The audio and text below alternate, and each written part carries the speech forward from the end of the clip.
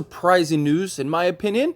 So, based on reports, Bojan Bogdanovic has been traded to the Detroit Pistons for Kelly Olynyk and Saben Lee. And that makes zero sense to me. Now, Utah, their asking price for Bojan Bogdanovic was a first round pick. They ended up getting 0 picks. And on top of getting 0 picks, they did another 1-for-2 player swap. This doesn't make sense. Like, either this report is inaccurate or this just doesn't make sense to me. You're telling me Utah couldn't get anything better for Bojan Bogdanovic than Kelly Olynyk and Saben Lee? It doesn't make sense to me. That is very strange that the Utah Jazz and, Danny Ainge would do a trade like that. Especially when he still has to cut players. Now he has to cut, 3 players instead of 2? And it's not adding up to me. So either there's a third team involved, or there's, something's going on here. There has to be more to this than what is reported. Now, again, it's just reportedly that this happened. We haven't gotten the official submission of the trade based on what I've seen. But regardless, this is just really strange. You could have gotten more than that from the Lakers.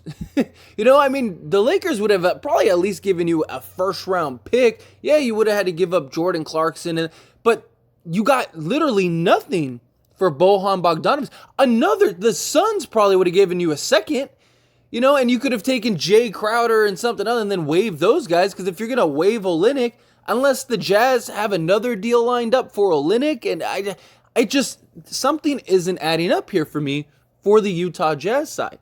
And it's not even the Lakers side. Like I said, look, based on all the reports, right, and people love to comment, well, the Lakers aren't the only team, all these other teams. Who are the other teams?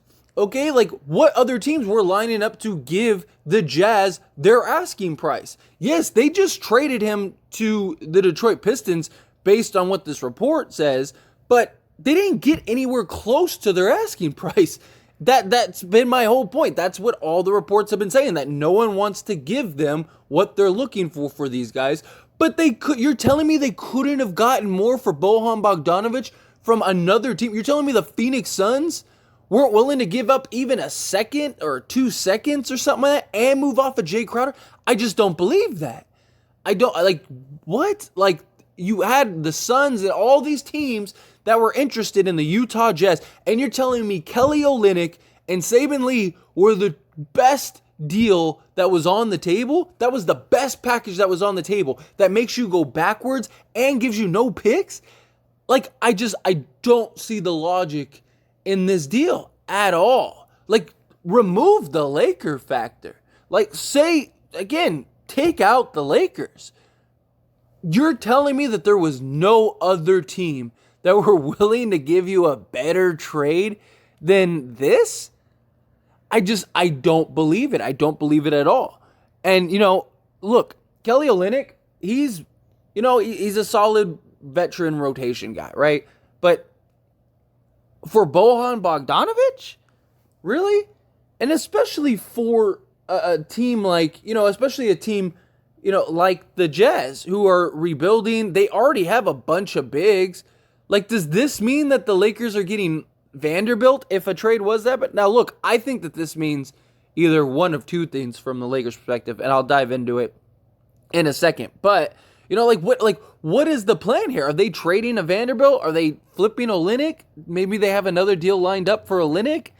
Or maybe this just isn't a trade. That could be it too, that this is just a report that came out that isn't accurate. We've seen that happen before. The whole Olynyk and Saben Lee, it doesn't make sense to me. It doesn't make any sense to me. I don't know. Maybe there's something in the works. From a Detroit side, Detroit is interesting to me. Because one, they could probably really use Bojan Bogdanovic. And I think Detroit is a really good, young, fun team. I really do. I think that they have a lot of potential. And they just moved off of Kelly Olynyk and Saben Lee to go get a guy like Bogdanovic, who at worst case becomes a great trade chip for you, right? You could probably get more for Bogdanovic than what they got for Bogdanovic. So if you're Detroit, this trade makes all the sense in the world. If you're Detroit, you basically got Bojan Bogdanovic for a bag of chips. And on top of that, not only did you get him for a bag of chips, but you got a real valuable veteran piece that you could use and actually really help you try to make the playoffs or something like that. Or you can use him to trade to another team or use him as a trade chip or whatever. There's a lot of options there. Maybe you take on a Jay Crowder and Dario Saric and a couple seconds for that, for Bojan Bogdanovic to the Phoenix Suns or something along those. That makes good sense to me. From the Detroit perspective, the other sort of thing for the Detroit and then the Lakers side, which is something else that I want to get into, is with the Jazz deal, right? I think that this pretty much kills the Jazz deal, right? I mean, the Lakers don't need Bojan Bogdanovic to get the deal done, but unless Utah is giving up Vanderbilt, it doesn't make any sense. Because then what? Lakers are trading for Clarkson, Conley, and Beasley? No, the Lakers aren't going to do that. Would they trade for Clarkson, Beasley, and Vanderbilt? Possibly. I think that this, again, a deal could be worked out, but I don't think Clarkson, Beasley, and Vanderbilt, as great as Beasley and Vanderbilt and how nice of pickups and acquisitions as they would be, I don't know if that's good for the Lakers. You know what I mean? Because Bojan helped you more now and was that veteran leader, that veteran presence, that veteran wing. I think that he really, really helps the Lakers, where I don't think any of these other things help the Lakers. So I think if this report is legit and this thing actually goes through and this actually happened, then I don't see the Lakers and Jazz deal. I don't see a combination where that happens unless there's a 3-team trade or something happens, or there's more to this deal than we already know, which it doesn't make sense to me that the Utah Jazz are only able to get Saben Lee and Kelly Olynyk, especially when they wanted a first-round pick for Bojan Bogdanovic. I think that other teams would have been willing to give up more. And you took on 2 players and gave out one again, and you still have to unload guys. It's just something doesn't add up here. Something just isn't making sense here. It's just not. But, maybe that's just me. But you tell me why this makes sense. You tell me where this adds up. Where this is something that's oh yeah, that I see that completely. Are they gonna get something? Is somebody gonna give up a first for Kelly Olynyk? Is somebody gonna give up a first for Saben Lee? I mean, I don't know. I just don't see that. I think you would get more in draft capital for Bojan Bogdanovic. Now, I understand the whole problem is finding guys that you can just waive and expire or that are expiring and stuff like that. But now if you waive Olynyk and you waive Saben, you got nothing. You didn't get any picks unless there's more to this that just hasn't been reported yet. If we find out once it becomes official that they got a first and a second round pick, okay, that made sense. Cool. But if it's just these players swapped, which is what it looks like, that makes zero sense to me. And that means the Utah and Lakers deal, I think, is just completely dead. So that takes one piece off the board if you're the Lakers. And maybe it adds one. If you're the Lakers, do you hit up Detroit? There were talks about Detroit wanting to make a trade. Maybe that's why they did this. The problem is that unless the Lakers are included in the deal, then then they can't trade Bojan and other pieces. So then that makes it very, very, very difficult, if not impossible, for the Lakers to acquire Bojan Bogdanovic. So the Lakers would either have to be added to the deal, and it would be a 3-team deal where, say the Lakers get Bojan Bogdanovic, Kemba Walker, and, insert your other guy, Nerlens Noel and Alec Burke. Something like that, right? So those 4 guys. Let's say they get those 4 guys, and then the Lakers send Russell Westbrook to the Detroit Pistons, and they send them like a first, right? Because maybe Detroit would be more willing to take on that first and not want as much, because they're good enough to be competitive, but they're still riding their young players, right? And so maybe that could end up happening. So unless it's a 3-team deal, I don't see the Lakers getting Bojan Bogdanovic, but it could be something where, the Jazz get Olynyk, and they get Olynyk and they get Saben Lee. Westbrook goes to the Detroit Pistons, and then Detroit sends Bojan, like I said, Alec Burke, so that way the Lakers get their wing player.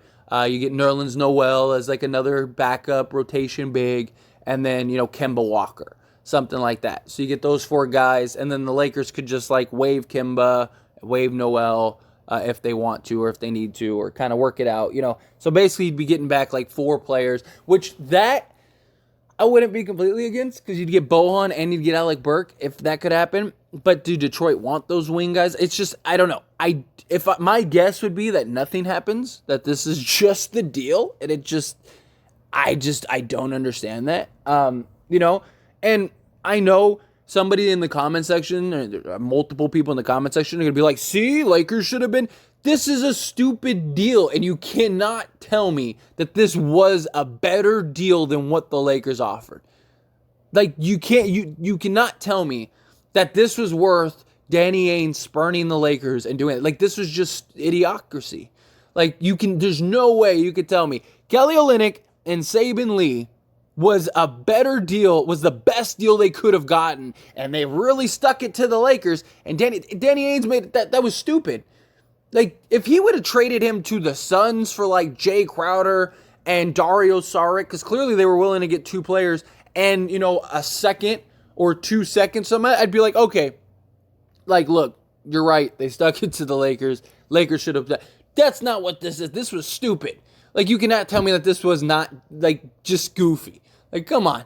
But anyway, as always, this is a discussion, so I want to hear from you. Let me know your thoughts and opinions down in the comment section below. What do you think about this? Are you shocked? Are you not? Do you think the Lakers deal is dead? Do you think the Lakers kind of come in as a 3rd team? What do you think ends up happening? However you feel about it, love to hear your thoughts and opinions down. Quick little shameless plug, everyone. If you enjoy my videos and commentary here on this channel, As It Stands Lakers, then check out the link down in the description below and go subscribe to As It Stands. Believe it or not, As It Stands was the first channel. If it wasn't for that channel, this channel would never have existed. Because of the success of that channel, it led me to want to create this Lakers channel. So do me a huge solid. If you're not subscribed over there, go check that out. Go subscribe over there. I talk all things sports, all teams, things like that, not just the Lakers. So if you just enjoy my commentary and want to hear me talk about other things, or you just, are a fan of other sports and other teams, go check that out. I promise you will not be disappointed. That being said, hit that like button. Helps me out a lot. Lets me know you enjoy these types of videos, and I truly appreciate it. If you're not subscribed to the channel, hit that subscribe button, followed by the bell notification. Stay up to date with all things sports. Join this wonderful community and all of our discussions. I'll see you all in the next one. Thank you.